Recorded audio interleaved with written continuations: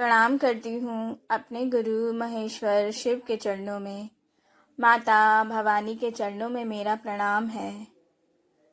इस कालखंड के प्रथम शिव शिष्य साहब श्री हरेंद्रानंद जी के चरणों में मेरा प्रणाम है।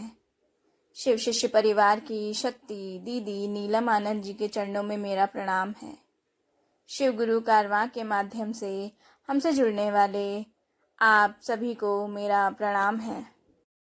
पुस्तक अनमिल आखर के माध्यम से हम सब साहब दीदी के जीवन में घटित घटनाओं के माध्यम से यह जान रहे हैं कि शिव को अपना कैसे बनाया जाए, कैसे अपने भाव को शिव के भाव में लाया जाए। अब आगे की घटनाओं को जानते हैं। साहब के एक्सीडेंट को 3 हफ्ते गुजर चुके थे, लेकिन इन 3 हफ्तों में महागुरु महादेव की चर्चाएं जो साहब के आवाज़ पर चला करती थी वह निर्बाधित रूप से चलती रही। एक दिन साहब के आवाज़ पर संध्याकालीन बैठकी शुरू हुई। साहब ने पूछा, किसी को कुछ पूछना है क्या? तो बिंदेश्वरी जी की ओर देखते हुए किसी ने कहा, हाँ, इन्हें कुछ पूछना है। आंखों के इशारों को समझते हुए विंदेश्वरी जी ने पूछा, सर, तंत्र क्या है? साहब ने कहा, प्रेम और समर्पण। विंदेश्वरी जी ने कहा, स्पष्ट नहीं हुआ, फिर से समझाया जाए। साहब ने कहा, कल समझाऊंगा, रात काफ़ी बीत चुकी है, अब आप सब घर जाइए। इसके अवान्तरण एक घटना और घटी। एक दिन सभी लोग पूजा घर में चावल बिछाकर पूर्व की ही भांति संवाद आने की प्रतीक्षा में ड्राइंग रूम में बैठे थे। तभी अचानक बेला और गुलाब की खुशबू पूरे घर में फैल गई। सभी लोग अचंभित थे कि इसका स्रोत क्या है, कहाँ से आ रही है यह सुगंध। पता नहीं चला। साहब की फुलवारी में तो अभी फूल खिले भी नहीं थे। तभी दीदी ने एक व्यक्ति से कहा, जरा पूजा घर में जाकर देखो, कोई संवाद आया है क्या?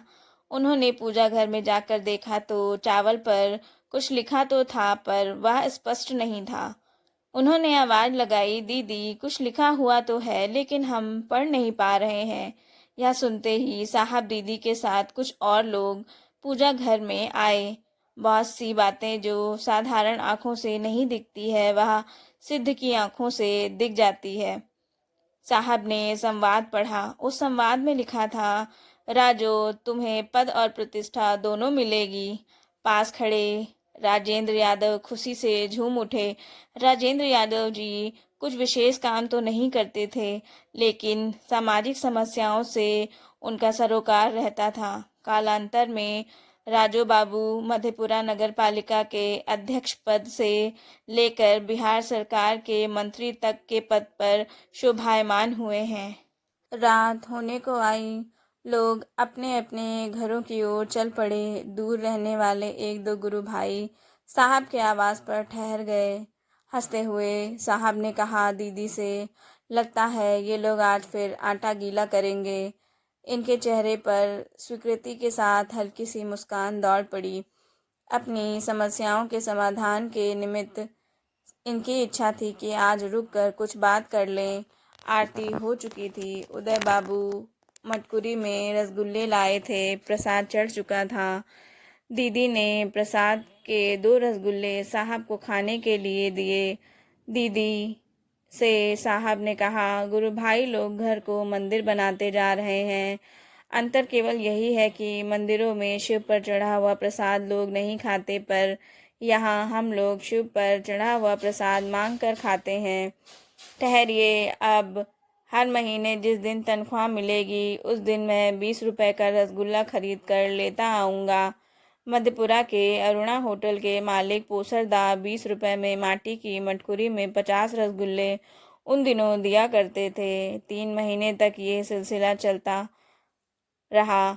मिठाई आती और उसे महादेव को अर्पित कर दिया जाता। चौथा महीना आया। 20 तारीख के आसपास दीदी ने कहा, इस महीने तो आप रसगुल्ला लाए ही नहीं।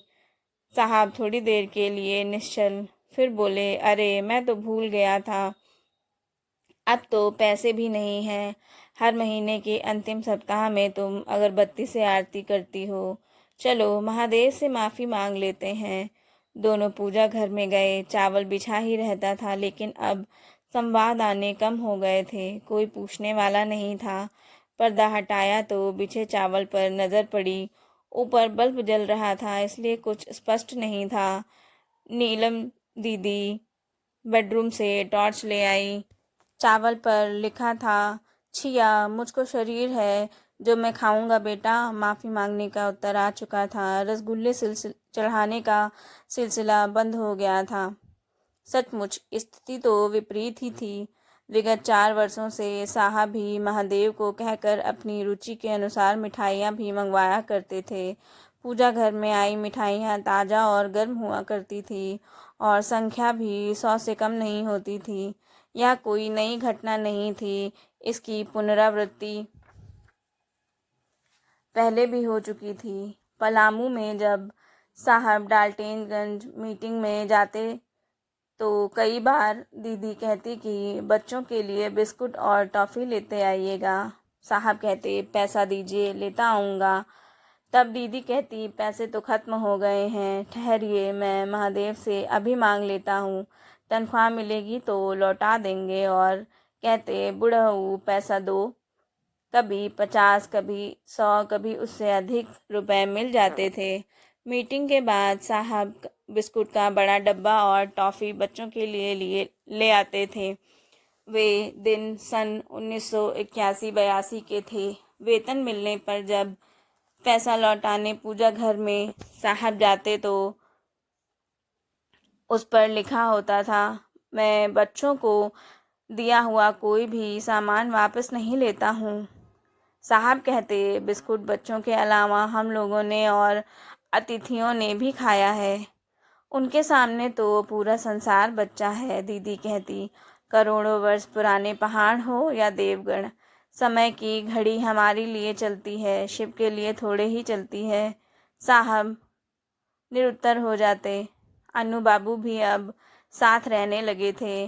पड़ोसी वकील साहब के बच्चों के साथ बच्चों का खेलना कूदना चलता रहता था। ये लोग रोज़ शाम को कैरम बोर्ड खेलते थे।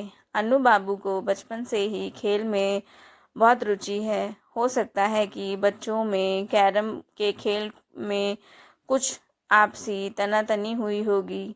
बच्चे तो बच्चे हैं। तीनों बच्चे अंधेरा होने से पूर्व डेरे में आए। साहब भी कार्यालय से आकर ड्राइंग रूम में बैठे थे। दीदी भी वहीं थी। अनु बाबू ने कहा, पापा कैरम बोर्ड ला दीजिए। महीने का उत्तरार्ध चल रहा था।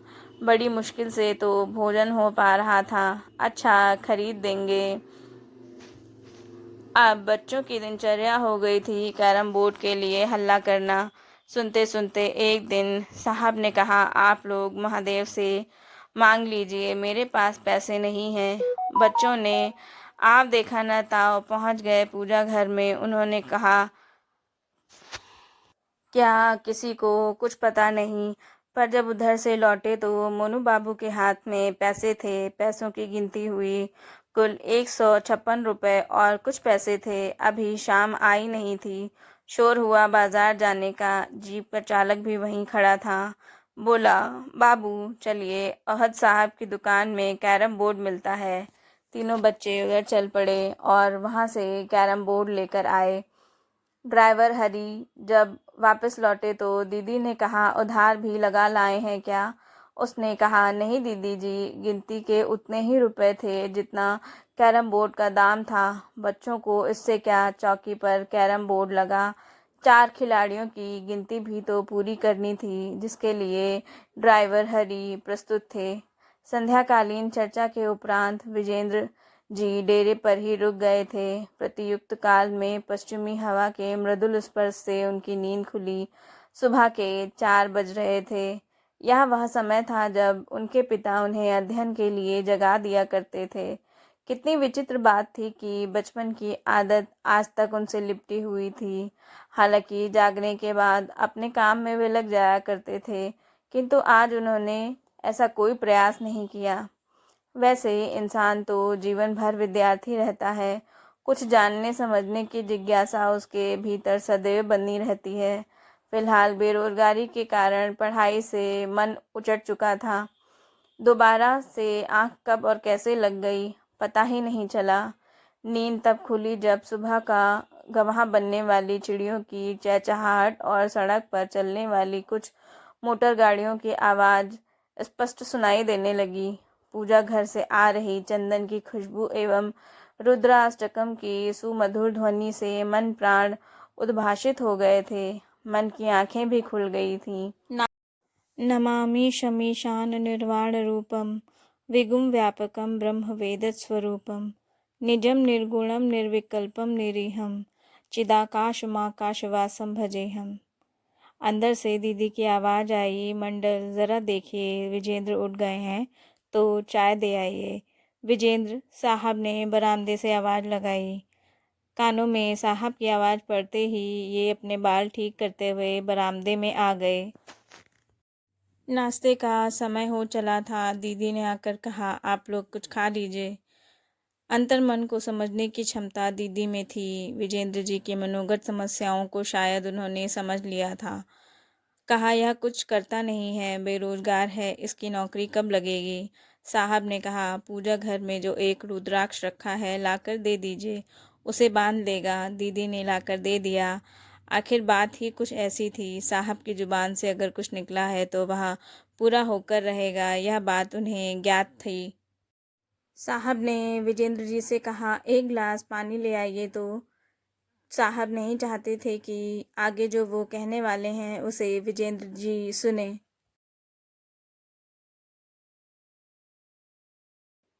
उन्होंने वहां से हटने के ख्याल से कहा, पानी लाने रसोई घर की ओर चले तो गए, पर कान इधर ही था उनका।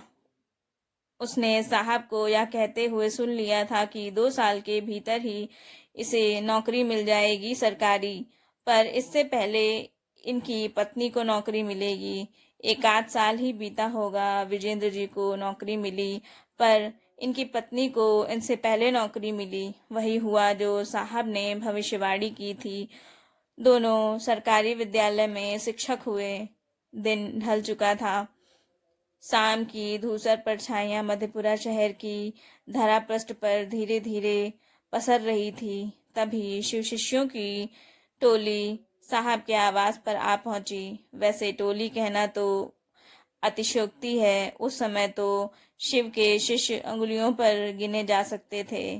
सभी शांत। अंधेरा पूरी तरह शहर को अपने आंचल में समेट चुका था। बिजली कटी हुई थी। भीतर के रास्ते पर अलादीन चिराग, जो लंबे शीशे का लैंप लगा हुआ करता था, जल रहा था। बाहर का दरवाजा सटा दिया गया था। सामने सड़क पर रिक्शे मोटर साइकिल के आने जाने का शोर सुनाई दे रहा था। अचानक बाहर से स्पष्ट और तेज आवाज आई, दाने दाने पर लिखा है खाने वाले का नाम। कोई है क्या? कुछ खिलाएगा क्या? बैठे हुए लोगों में से एक दो शिव शिष्य दरवाजे की ओर लपके। दरवाजा खोलकर देखा गया। सामने सड़क थी। सड़क के पार खुला मैदान था। दूर की दुकान और मकान से लालटेनों की रोशनी छनकर मैदान में आ रही थी। कहीं कोई नहीं दिखा। लोग आकर बैठ गए। आदतन दरवाजा सटा दिया गया। सभी विस्मय में। फिर वही आवाज, अरे कोई कुछ खिलाएगा। पुनः दरवाजा खोला गया। दूर तक कहीं कोई नहीं।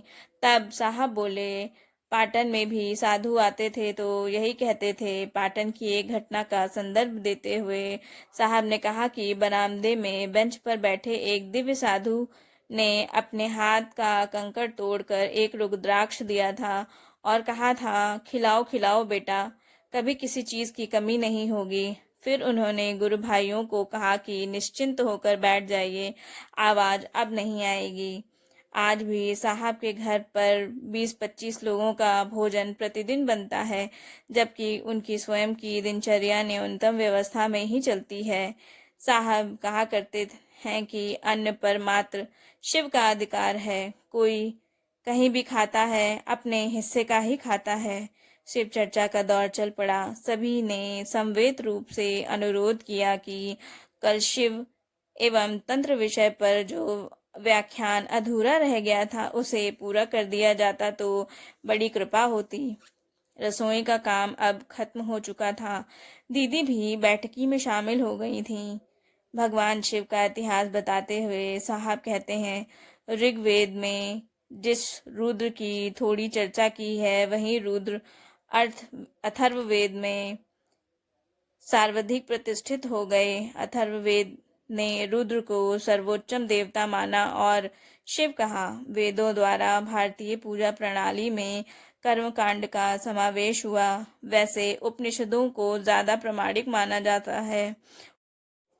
साहब को उपनिषदों से विशेष लगाव है। इनके पास उपनिषदों का भंडार भी है। ज्यादातर उपनिषद साहब के पास हैं।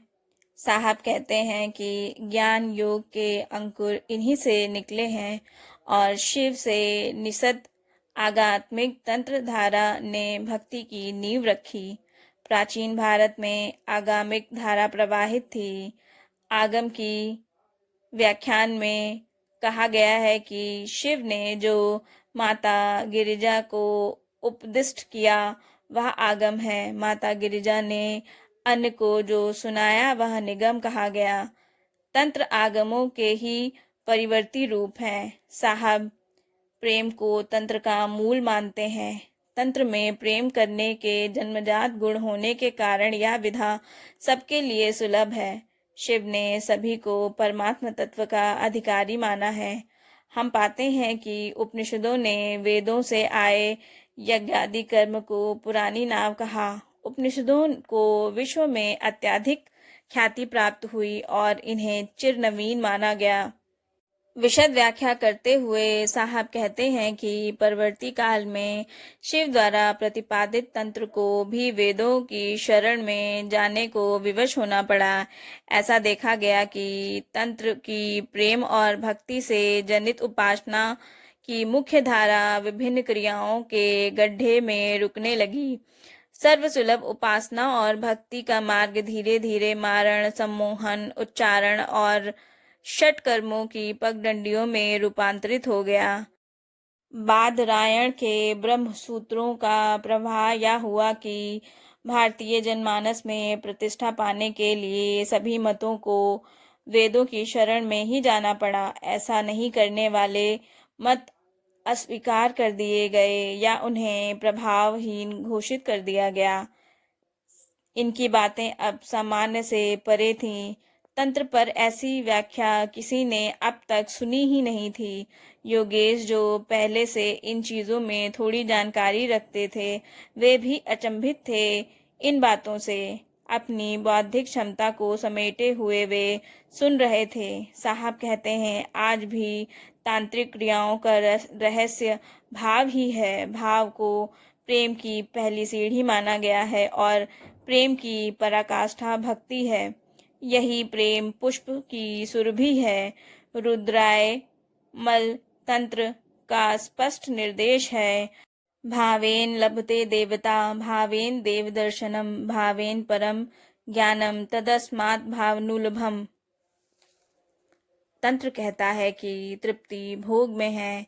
इसमें जीवन और जगत को मिथ्या नहीं कहा गया है। जीवन और जगत के प्रति आकर्षण के कारण मनुष्य भोगालिप्त होता है।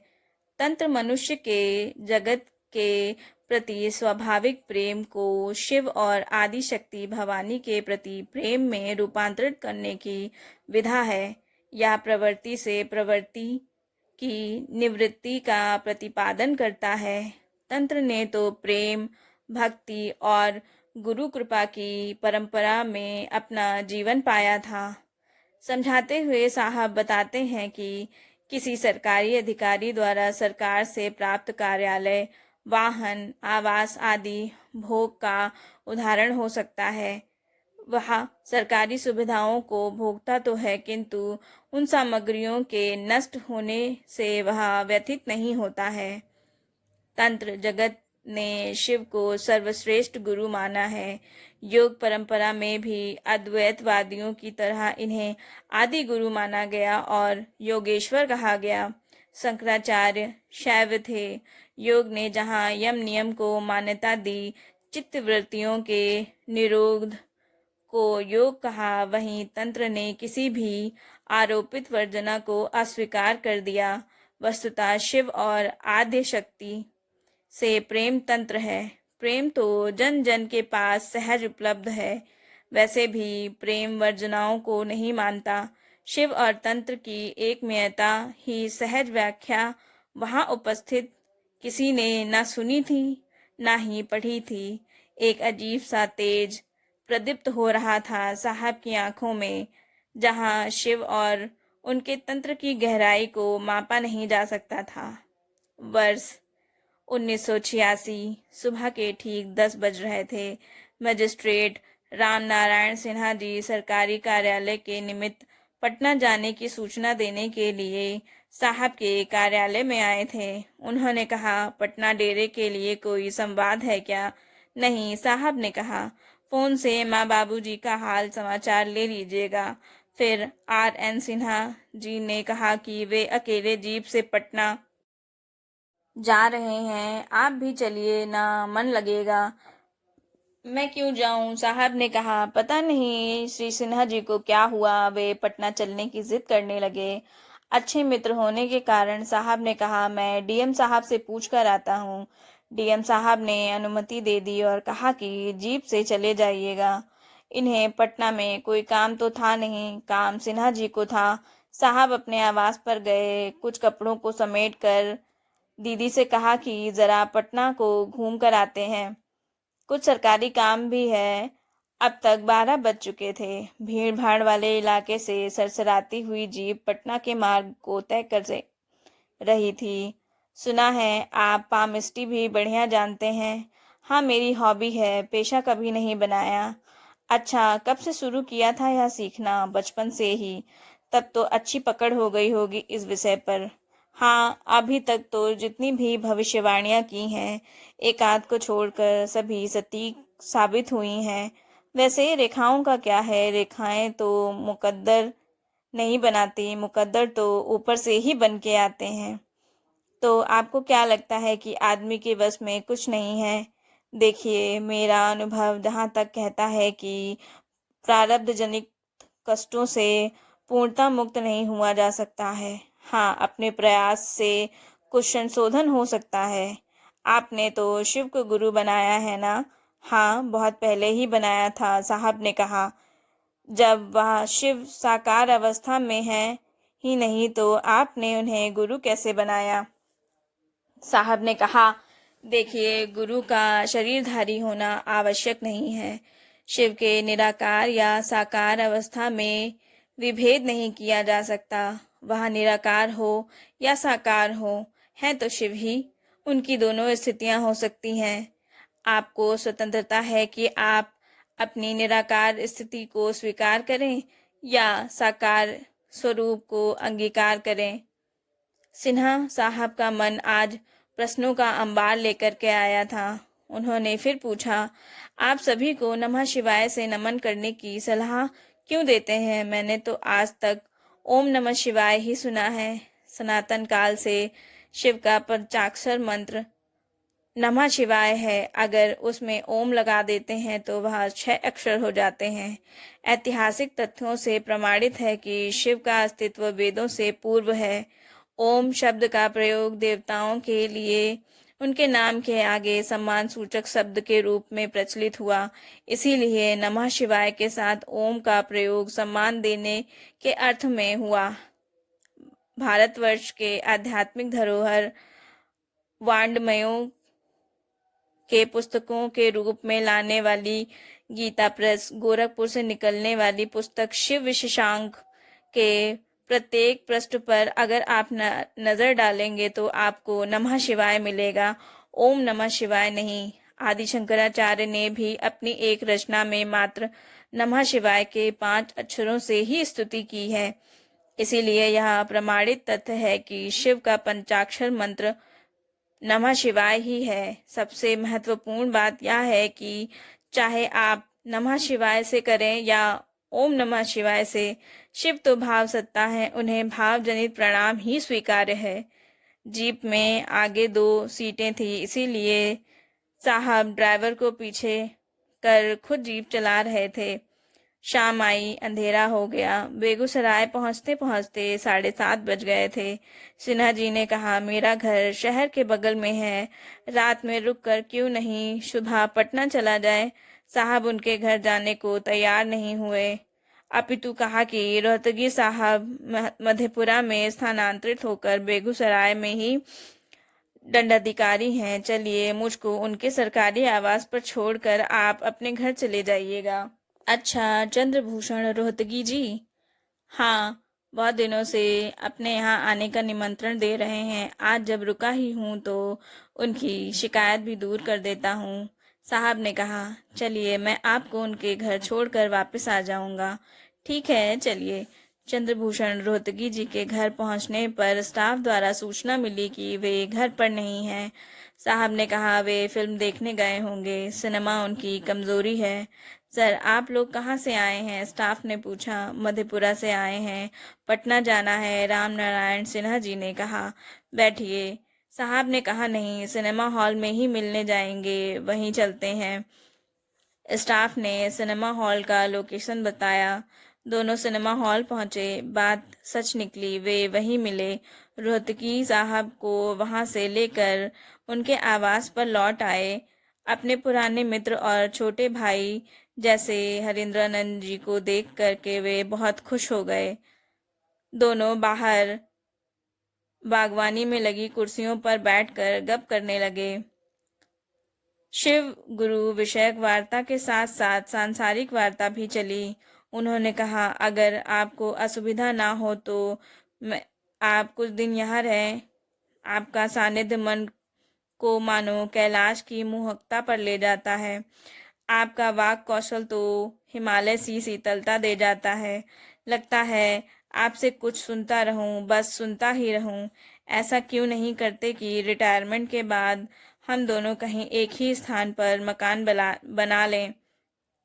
पारिवारिक मित्र की आत्मीय बात सुनकर साहब के होठों पर एक स्निग्ध मुस्कान सी आ गई। कहा, अगर कोई मुझसे पूछे तो मैं कहूँगा कि बंगलों और मकानों में रहने से कहीं अधिक श्रेयकर है सरायों में जीवन बिताना।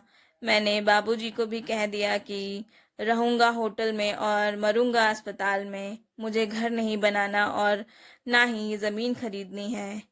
चंद्रभूषण जी भगवती के उपासक थे। प्रत्युत्तर दिया, मैं अब तक मंत्रविद था, आपके सानिध्य में आज लगता है आत्मविद होने की दिशा में चल पड़ा हूँ। आवास पर कोई नहीं है।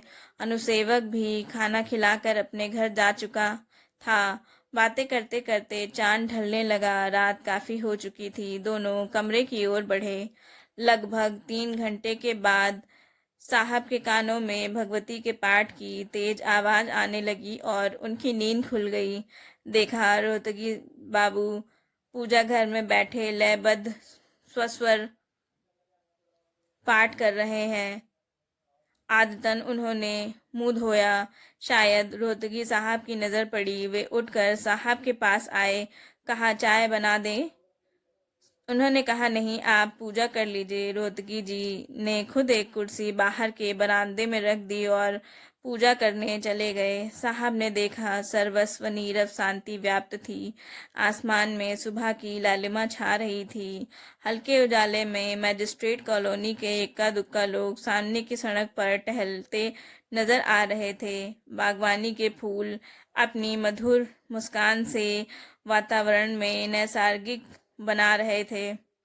कोई रहस्यमय संकेतों का व्यापार चलता दिख रहा था। न श्रोता था, न वक्ता, फिर भी संवादों का आदान प्रदान अनवरत जारी था।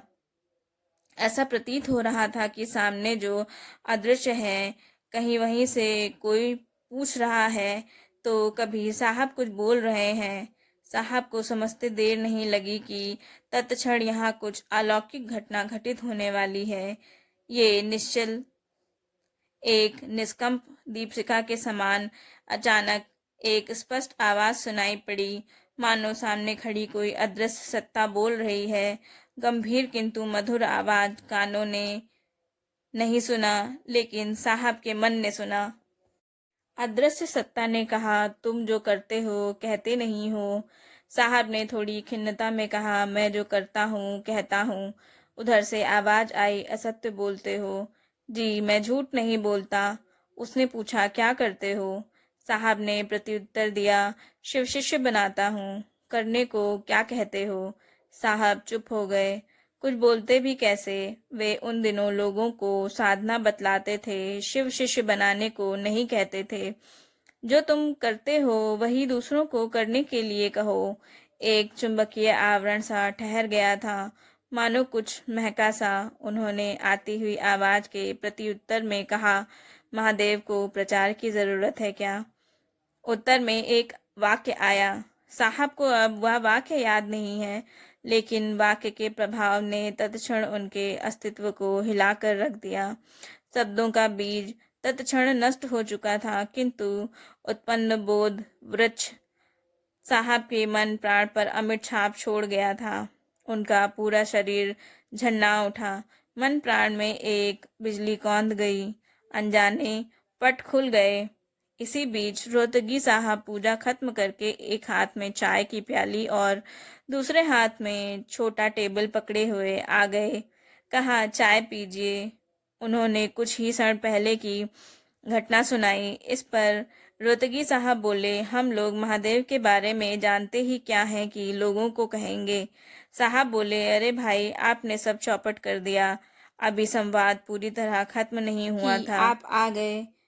बातचीत का क्रम बीच में ही रुक गया, जिसके चलते अंतिम वाक्य याद ही नहीं रहा। लेकिन साहब को आया बोध अभी भी नूतन था, तरोताजा था। चाय पीकर वे उठे। उजाला भी हो चुका था। साहब पटना जाने के लिए तैयार होने लगे। साहब भी जीप लेकर के पहुंच गए थे। हल्के नाश्ते के बाद पटना की यात्रा पुनः प्रारंभ हुई।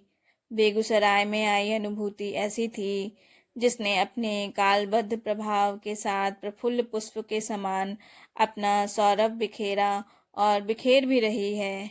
मध्याह्न के मातदंड के सामने आगे पीछे सर्वस्व उज्ज्वलता प्रसारित कर रही है। इन्हीं अनुभूतियों के आलोक में गुरु शिव की यथार्थ सत्ता से अवगत कराने के निमित्त अंतर प्रेरणा जगी साहब के मन में। इसी आध्यात्मिक आह्लाद ने अध्यात्म में आई क्रांति से प्रत्येक व्यक्ति को उसकी जड़ता और अज्ञानता से मुक्त करने की दिशा में मन संकल्पित होता चला गया और लोकमानस में एक नई चेतना का संचार किया। यही चेतना समय की बहाव के साथ साथ और घनीभूत होती गई और आगे चलकर एक विशाल जनसमूह का रूप धारण कर लिया। शिव शिष्यता का यह रसायन सैकड़ों लोगों को उनके रोग, शोक, भय, मोह से मुक्त करता हुआ अपने क्षितिज पर फैल रहा था। आवश्यकता है इसे उचित संदर्भ में समझाने और समझने की। यह जीवन के पटल पर समानता का मंत्र लेकर उद्भूत हुआ है। सदियां लग जाती हैं ऐसे किसी विचार के समाजीकरण में, जहां हाशिए पर रह रहे लोग किसी महामंत्र के प्रभाव में आकर समानता, सहजता और सम्मान के साथ विश्व बंधुत्व की लालसा से मद मस्त हो उठें। शिव की शिष्यता से हमारा समाज, देश अपनी वर्तमान सामाजिक जड़ताओं से निजात पा रहा है, स्थायित्व प्राप्त कर रहा है। वहीं आध्यात्मिकता के सर्वोच्च शिखर पर पुनः शोभायमान हो रहा है। इस विधा ने संपूर्ण मानव सृष्टि के वितान पर शिव ज्ञान बिखेरने की आशंका से संजात हो वर्णाश्रम, धर्म और भारतीय समाज की रूढ़ियों, अंधविश्वासों, कुरीतियों, जिनके कारण हमारा नैतिक अवमूल्यन हो रहा था, के विरुद्ध भावनात्मक जागृति पैदा कर दी है। आध्यात्मिक जागरण का यह संदेश कि शिव मेरे गुरु हैं, आपके भी हो सकते हैं, वसुधा के जिस कोने में पहुंचा, वहां दबी हुई मानवता ने इसका दिल खोल कर स्वागत किया। वैसे भी साहब कहा करते हैं, भाई साहब यह हिंदुस्तान की मिट्टी है, सूख जाए तो पत्थर और गीली रह जाए तो माँ जैसी कोमल। देश की मिट्टी से इतनी शक्ति और ऊर्जा का संचार किया है कि कपोल कल्पित आत्मघाती और कुटिल धारणाएं काल के अंतराल में स्वमेव समाप्त होती रही। जीप मधेपुरा शहर में प्रवेश कर रही थी। रास्ते में ही साहब का आवाज़ था। साहब उतर गए। राम नारायण सिन्हा जी जीप लेकर के आगे बढ़ गए। दीदी के कानों में जब गाड़ी की जानी पहचानी आवाज़ टकराई तो गोल मटोल चेहरे पर खुशी आसानी से उभर आई। चेहरे के हाव भाव से ही भावनाओं और कुशलता का आदान प्रदान हुआ। दीदी साहब के चेहरे को बेहतर पढ़ सकती हैं। वे देखते ही समझ चुकी थी कि कुछ घटित हुआ है साहब के साथ, जो सुवासित और साकार सा प्रतीत हो रहा था। उन्होंने पूछा, सब ठीक है ना? साहब ने सिर हिलाते हुए कहा, हाँ, पर कुछ बातें हैं जो विस्तार से बताऊंगा। दीदी का मन तो था श्वेत धवल। जवाब में इन्होंने भी हामी भर दी थी। साहब दीदी के जीवन में घटित घटनाओं के माध्यम से हम सब जान रहे हैं कि शिव की शिष्यता ही एकमात्र उपाय है मानव मात्र के कल्याण के लिए। शिव की शिष्यता मानव मात्र के रोग, शोक, भय, मोह से मुक्त करते हुए उनको आध्यात्मिकता के चरम पर ले जाती है। भगवान शिव भाव सत्ता है। उन्हें आपके, हमारे भावों की ही आवश्यकता है और उन्हें भाव ही ग्राह्य हैं। यह हमें साहब ने समझाया। साहब ने समझाया कि शिव को केवल प्रेम और समर्पण से ही पाया जा सकता है। साहब दीदी के जीवन में अन्य और कौन सी घटनाएं घटित हुई, यह सब अगले भाग में जानते हैं। आप सभी को मेरा प्रणाम।